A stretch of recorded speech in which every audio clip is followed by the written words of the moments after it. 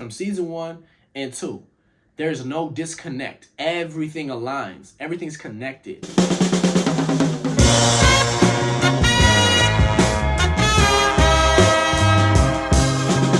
What is happening, y'all? It's your boy Ben from the Comic Book Lab. It's been so long. There has been so much going on. I had some family stuff I had to take care of. But I do appreciate all the subscribers that did reach out. So thank you very much. To anybody who has not seen the finale, I'm giving you the opportunity to skip through it right now. Skip through this video. Like, don't watch this. This is by far the best TV series Marvel Studios produced in the Disney Plus era. The writing, the character development, the story, the plot twists. I mean, there can only be so many times you go there and go, well, what's going to happen now? The director said something about this might be the final installment. This is it. This was just meant to be part 1 or part 2, which I'm totally okay with. But this show is the epitome of perfect storytelling. I mean, everything was just perfect from start to finish, from season 1 and 2. There's no disconnect. Everything aligns. Everything's connected. They also completed Loki's arc, which is glorious purpose, his true purpose. They've also given the opportunity to change the main villain, Kang. They've given themselves some breathing room the way they ended it. But let me just tell you the aspects of this show that I absolutely love. The way the characters interact. That's one thing I feel like the Disney Plus shows are missing, is that perfect character development. You had Loki and Morbius, just the perfect duo. I mean, the Abbott to his Costello, you know what I'm saying? The Laurel to Hardy. I mean, their comedy was on point. Their chemistry was on point throughout the entire show. Miss Minutes and Ravonna Renslayer, they had a great dynamic too. Then you had Loki and Sylvie. They had a great dynamic. So I think that's one of the best things about this show is the characters surrounding. You know, you didn't forget about them. You actually cared about the other characters that were in their surroundings. Shows like Star Trek, right?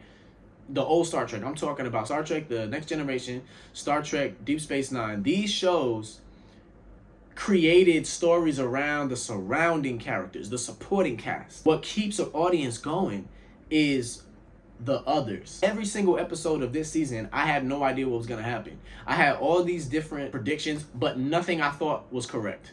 I had no idea how this show was going to end. And that's called great story writing. I feel like WandaVision was great story writing. I feel like Moon Knight was great story writing. Those shows to me were excellent. I had no idea how it was going to end. I'll even throw Hawkeye in there as a notable mention. Every aspect of the story made sense.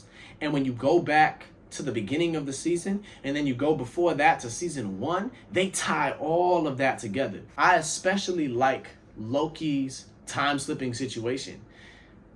It was meant to be that way. He was meant to know how to time-slip and go back and forth and fix things.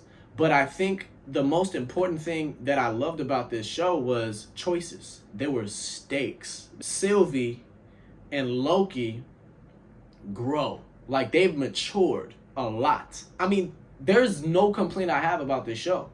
Everything was great. As soon as they said, well, there's nothing we can do, I knew he was going to go back in time and go right back to the Kang situation. But the fact that Kang watched this whole thing and paved that road too, I felt like, man, we're living in a time loop. Like, I enjoyed watching that.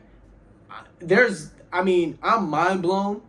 I cannot believe it. Loki is the savior of the Marvel Cinematic Universe, and he is officially holding all the branches together. I think that was the most genius ending for his character, period. Now, the question is he going to come back? There's an opportunity for him to come back, but I don't think he's coming back until possibly Secret Wars. What I like what Loki did now is him and He Who Remains have two different personas. He Who Remains doesn't allow anyone to have free will, and he fixes the timeline. Whereas Loki's allowing all these infinite branches to have free will, but they're catching the Kang variants. So the entire TVA has been restructured to just catch Kang variants. My question though is, did they wipe anybody's memory? I'm talking about all the people that worked there. There was a cool Easter egg when Mobius walked up to, I forgot that lady's name, at the end, and he looked up at the wall of the timekeepers, and he said we should take all this down. No, she said we should take all this down, and then he said no, maybe keep it up as to remember. It reminded me of Thor Ragnarok when Hela looked up and said, oh, all these lies. I feel like Marvel does a lot of that very well. Like, they do a lot of good storytelling. The storytelling comes from when people are hiding things, or things are not what they seem to be. There was nothing I would have changed about this show. I found it hilarious how Loki kept holding back when Sylvie was trying to fight him. She was like, you're going to have to kill me. This only shows you how superior he was to Sylvie. He actually was holding back. The only way for him to stop this woman was to kill her. That reminded me of Doctor Strange in Spider-Man No Way Home.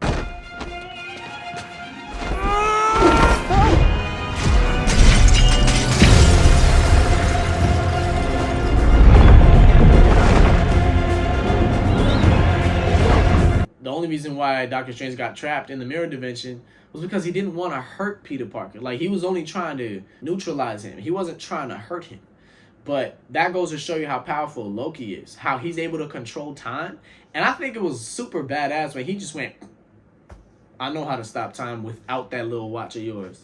Kang was like, oh, what's happening here? So that's just, I think it's just amazing how Marvel went full circle with this show. I had so many high hopes for this show, especially with all the crap that Marvel's dropping right now. But let me know what you think in the comments below. Does this need a third season? Will Loki become the new bad? Kang's variants are just wildly running loose. Are they able to stop them by going back in time before they made those decisions to deviate from the path? Let me know what y'all think in the comments below.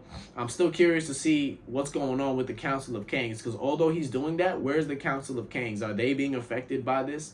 I think it was just great storytelling. And I'm Tom Hiddleston, the savior of the MCU. Hopefully we get more content like this. Like, comment, subscribe, and I'm back.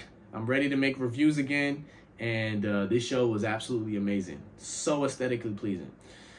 Anyway, oh, one last thing. I love the intro to the last episode, how they did like a reverse. That was super cool. How they just did like a whole rewind of the Marvel Studios logo intro. That was fire. But anyway, goodbye. You all have a nice day. See you soon.